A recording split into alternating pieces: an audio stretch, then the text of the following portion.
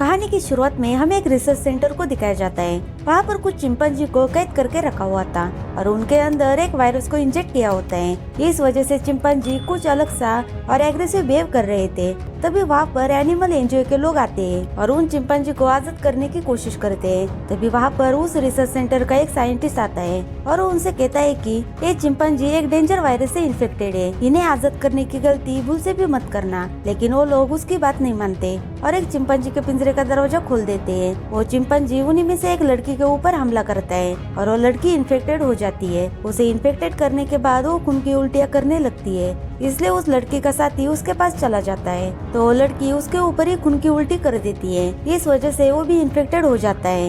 ये सारी चीजें साइंटिस्ट देख रहा था और वो उस लड़की को जान से मारने के लिए चला जाता है, पर वो लड़की उसे भी मारकर इन्फेक्टेड कर देती है। अब कहानी 28 दिन के बाद की दिखाई जाती है। एक हॉस्पिटल में हमें एक आदमी को दिखाया जाता है, उसका नाम जिम है और वो काफी दिनों से कोमा में पड़ा हुआ था। लेकिन आज वो होश में आता है। वो फौरन अपने कमरे से बाहर चला जाता है तो उसे उस हॉस्पिटल में कोई भी दिखाई नहीं देता, इसलिए वो हॉस्पिटल से बाहर चला जाता है। लेकिन बाहर भी इंसान का कोई नामो निशान नहीं होता। वो आगे चलते चलते कोल्ड ड्रिंक मशीन के पास जाता है और वहाँ से कुछ कोल्ड ड्रिंक कैन अपने पास रख लेता है। आगे जिम एक बिल्डिंग के अंदर चला जाता है। उस बिल्डिंग में जाने के बाद उसे एक पास्टर दिखाई देता है और वो पास्टर इन्फेक्टेड होता है। वो जिम पर हमला करने के लिए आगे बढ़ता है, लेकिन जिम अपनी जान बचाकर वहाँ से भाग जाता है और वो मदद मांगने लगता है। तभी दो आदमी आकर उस इन्फेक्टेड आदमियों को जलाकर मार डालते हैं और जिम को बचा लेते हैं। उसके बाद ये तीनों एक शॉप में जाकर खुद को बंद कर देते हैं। वो जिम को अपना नाम मार्क और सेलेना बताते हैं। जिम उन्हें बताता है कि मैं एक साइकिल पर कुरियर पहुंचाने का काम करता था। मैं एक दिन डिलीवरी करने के लिए गया, तब मुझे एक गाड़ी ने उड़ाया और उसके बाद मैंने खुद को एक हॉस्पिटल में पाया। जब मैं उठा तब से अजीब अजीब घटनाएं हो रही है। तब सेलिना कहती है कि जब तुम बेहोश थे तब ये वायरस लोगों के बीच फैल गया। जब वायरस फैला तब किसी ने ज्यादा ध्यान नहीं दिया, पर धीरे धीरे वायरस गाँव और बाजारों में फैलता गया। उसके बाद लोगों के घर में घुस गया और ये वायरस लोगों के खून में था। उनके खून से ये वायरस फैलता था, यानी कि उनका खून किसी इंसान के आँख या मुंह में जाए तो इंसान इन्फेक्टेड हो सकता है। जब तक शहर खाली करवा दे तब तक सब कुछ तबाह हो चुका था और ये वायरस चारों तरफ फैल गया। आर्मी वालों ने भी अपने घुटने टेक दिए। टीवी और रेडियो पर आखिरी बार खबर सुनी कि ये वायरस न्यूयॉर्क और पेरिस तक फैल चुका है और उसके बाद हम कुछ भी नहीं जानते। और यहाँ पर हम सबको बचाने के लिए कोई सरकार या आर्मी नहीं बची, बल्कि यहाँ पर बिजली भी नहीं है। और पिछले 6 महीनों के बाद तुम पहले आदमी हो जो हमें ऐसे ही सलामत मिले हो और हमारी फैमिली भी मर चुकी है, शायद तुम्हारी भी। लेकिन जिम अपने घर जाना चाहता था और वो उन दोनों को उसे अपने घर चलने की जिद करता है। न चाहते हुए भी मार्क और सेलेना जिम के साथ उसके घर जाते हैं। तभी उसे पता चलता है कि उसके मॉम डैड ने इस वायरस से इन्फेक्टेड होने की बजाय उन्होंने आत्महत्या कर ली है। तभी जिम के पड़ोसी जो इन्फेक्टेड हो चुके थे वो इनके ऊपर हमला करते हैं। तभी मार्क और सेलेना उनको चाकू से मार देती है, लेकिन मार्क को उस इन्फेक्टेड आदमी ने काट लिया होता है। तभी सेलेना मार्क इन्फेक्टेड होने से पहले उसे मार डालती है। सेलेना जिम को समझाती है जब कोई इन्फेक्टेड होता है तो 20 मिनट के अंदर उसे मार देना चाहिए, नहीं तो वो लोग हम पर हमला कर सकते हैं। और आगे वो कहती है कि अगर तुम भी इन्फेक्टेड हो जाओगे तो मैं तुमको भी मार दूंगी, इसलिए संभल के रहना। उसके बाद वो दोनों सुनसान रास्ते से आगे बढ़ते हैं। तभी उन्हें एक बिल्डिंग में लाइटिंग की हुई नजर आती है। वो दोनों उस बिल्डिंग के अंदर चले जाते हैं और सीढ़ियों से ऊपर जाने लगते हैं। जब वो आधी सीढ़ियाँ चढ़ते हैं तब जिम थक जाता है और आराम करने के लिए रुक जाते हैं। तभी कुछ इन्फेक्टेड लोग सीढ़ियों से ऊपर आने लगते हैं। उनकी आवाज सुनकर जिम और सेलेना जल्दी से ऊपर जाने लगते हैं। तभी उन्हें एक आदमी मिलता है और वो उन्हें फ्लैट नंबर 157 में जाने के लिए कहता है। वो आदमी इन्फेक्टेड लोगों को मार देता है और उन दोनों को बचा लेता है। उस आदमी का नाम फ्रैंक होता है और वो अपनी बेटी हैना के साथ इन्फेक्टेड लोगों से छुप कर रह रहा था। सेलेना और जिम वहाँ पर एक रात रुक जाते हैं। रात के समय सेलेना और जिम में बहस होती है कि हमें फ्रैंक और हैना के साथ रहना सही नहीं है। तब जिम कहता है कि वो लोग अच्छे इंसान लगते हैं। अगली सुबह फ्रैंक जिम को टेरेस पे लेके जाता है। वहाँ पर फ्रैंक ने कई सारे कंटेनर रखे हुए थे ताकि बारिश हुई तो सारे कंटेनर में पानी जमा हो सके। लेकिन कई हफ्तों से बारिश ही नहीं हुई थी और उनके घर का सारा पानी भी खत्म हो चुका था। उसके बाद फ्रैंक सबको एक ब्रॉडकास्ट सुनाता है जिसे कुछ सैनिकों ने हफ्ते पहले रिकॉर्ड किया होता है। वे उन्हें बताते हैं कि हमारे पास इस वायरस का इलाज है, आपको कोई प्रोटेक्शन या हेल्प चाहिए तो आप हम तक पहुंच सकते हैं। उन लोगों ने उनका एड्रेस भी बताया था।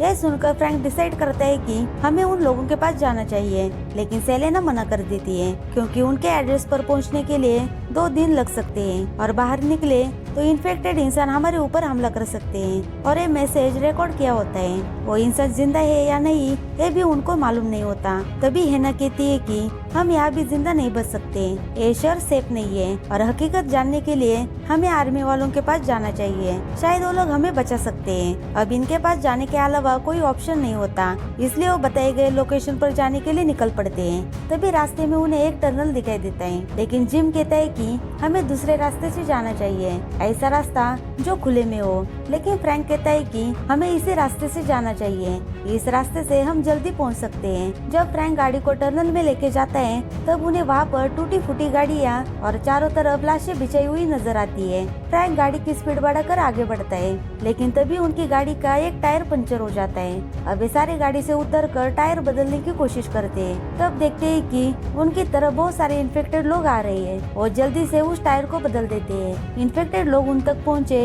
इससे पहले वो गाड़ी में बैठकर वहाँ से निकल जाते हैं। आगे जाके उन्हें एक सुपरमार्केट दिखाई देता है।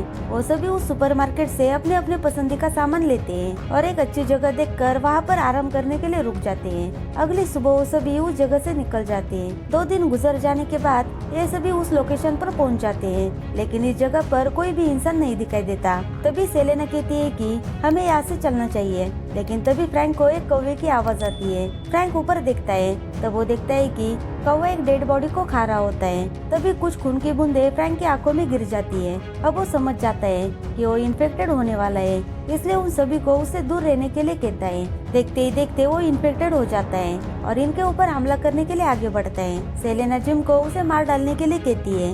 जिम उसे मारने वाला था, तभी एक सोल्जर आके फ्रैंक पर गोलियां चलाकर उसे मार देता है। वो सोल्जर इन तीनों को लेकर एक जगह पर लेके जाता है। ये एक बहुत बड़ा आर्मी बेस होता है और काफी सुरक्षित भी। वहाँ पर उनकी मुलाकात मेजर हेनरी से होती है। वो उन्हें कहता है कि आप लोग यहाँ पर बिल्कुल सेफ हो, लेकिन हेना ने अपने डैड को खो दिया था, इसलिए वो काफी सदमे में होती है। अगले दिन मेजर जिम को उनकी जगह दिखाता है। मेजर उसे बताता है कि तुम यहाँ पर इसलिए आए क्योंकि तुम्हें लगा कि हमारे पास इस वायरस का इलाज है, पर ऐसा बिल्कुल नहीं है। हमारे पास इसका इलाज नहीं है, लेकिन तुम घबराना मत, यह जगह बिल्कुल सेफ है। उसके बाद मेजर जिम को मेलर से मिलवाता है, जो इन्फेक्टेड होता है। उसे चैन से बांधकर रखा हुआ था। उन्होंने उसे जिंदा इसलिए रखा था ताकि ये देख सके कि इन्फेक्टेड लोग कितने दिन तक भूखे जिंदा रह सकते हैं और उन्हें इस नाइलाज बीमारी के बारे में कुछ जानकारी भी मिल सकती है। उसके बाद सभी लोग खाना खाने के लिए बैठते हैं। तभी उन्हें कुछ आवाजें सुनाई देती है और उन्हें पता चल जाता है कि इन्फेक्टेड लोग उनके एरिया में आ चुके हैं। सारे सोल्जर बाहर जाकर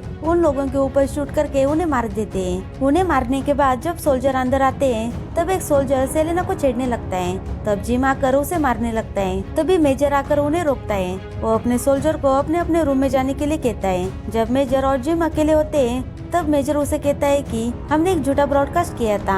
आगे मेजर जिम से कहता है कि मेरे सोल्जर ने जीने की उम्मीद छोड़ दी थी और उन्हें उनका भविष्य अंधकार में दिखाई दे रहा था। तब मैंने उनसे वादा किया कि तुम मेरा साथ दो, मैं तुम्हें इन सबसे बाहर निकालूंगा और जल्दी तुम्हें लड़की दूंगा। आगे मेजर जिम को कहता है कि मैं तुम्हें आजाद छोड़ सकता हूँ, पर उन लड़कियों को नहीं। मुझे लड़कियाँ सोल्जरों को देनी पड़ेगी। अगर तुम यहाँ रहना चाहते हो तो रह सकते हो। ये सुनकर जिम वहाँ से भागता है और फौरन सेलेना के पास चला जाता है और ये तीनों यहाँ से भागने की कोशिश करते हैं। तभी सोल्जर इन तीनों को पकड़ लेते हैं और जिम को काफी बुरी तरह से मारते हैं। तभी उनमें से एक सोल्जर जिम की हेल्प करने के लिए आगे आता है, पर सारे सोल्जर मिलकर जिम और दूसरे सोल्जर को पकड़ लेते हैं और उन्हें कैद कर लेते हैं और लड़कियों को लेकर वहाँ से चले जाते हैं। आगे 2 सोल्जर मेजर के कहने पर जिम और पकड़ा हुआ सोल्जर को लेकर एक सुनसान जगह पर लेके जाते हैं, जहाँ पे इन्फेक्टेड लोगों को मारकर फेंका गया था। वहाँ पर पहुँचने के बाद एक सोल्जर पकड़े हुए सोल्जर को मार देता है, लेकिन उनमें से एक गड़बड़ी हो जाती है और इस मौके का फायदा उठा के जिम वहाँ से भाग जाता है।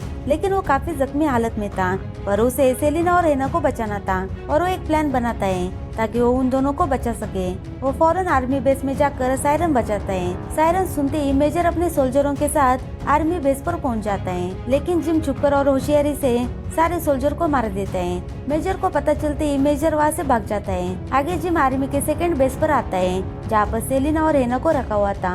वहाँ पर आने के बाद वो सबसे पहले इन्फेक्टेड सोल्जर मेलर को आजाद करवाता है और दूसरी तरफ से अंदर घुस जाता है। वो इन्फेक्टेड सोल्जर बेस के अंदर जाके सारे सोल्जर को इन्फेक्टेड कर देता है। इसका फायदा उठाते हुए जिम सेलेना के पास चला जाता है और उसे बचाने की कोशिश करता है, लेकिन सेलेना को लगा कि जिम भी इन्फेक्टेड है, इसलिए वो उसे मारने के लिए आगे बढ़ती है। तभी जिम उसके सामने आता है और सेलेना को पता चलता है कि जिम इन्फेक्टेड नहीं है और वो खुशी से एक दूसरे के गले मिलते हैं। पर हेना को लगा जिम सेलेना पर अटैक कर रहा है और वो जिम पर अटैक करती है, पर सेलेना उसे रोकती है और कहती है कि जिम सही सलामत है। आगे तीनों वहाँ से भागने लगते हैं और अपने कार के पास पहुंच जाते हैं। जब वो कार का दरवाजा खोलते हैं तब वो देखते हैं कि मेजर अंदर बैठा हुआ है। वो जिम से कहता है कि तुमने मेरे सारे सोल्जर को मार दिया और एक कहकर जिम पर गोली चलाता है, लेकिन तभी इन्फेक्टेड सोल्जर गाड़ी की पिछली कांच तोड़कर मेजर पर हमला करता है और मेजर की मौत हो जाती है।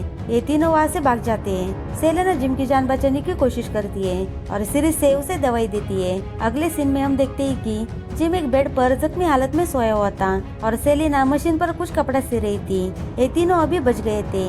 तभी उसके पास जिम आता है और दोनों को एक प्लेन की आवाज सुनाई देती है। वो दोनों फौरन घर के बाहर चले जाते हैं और जल्दी से कपड़ा बिछाने लगते हैं और उन्होंने उस कपड़े से हेल्प लिखा हुआ था। प्लेन में बैठे हुए लोग इन्हें देख लेते हैं और ये तीनों प्लेन को देखकर बहुत खुश हो जाते हैं और इन तीनों की जान बच जाती है। इसी के साथ मूवी यहाँ पर खत्म हो जाती है। Thank you for watching.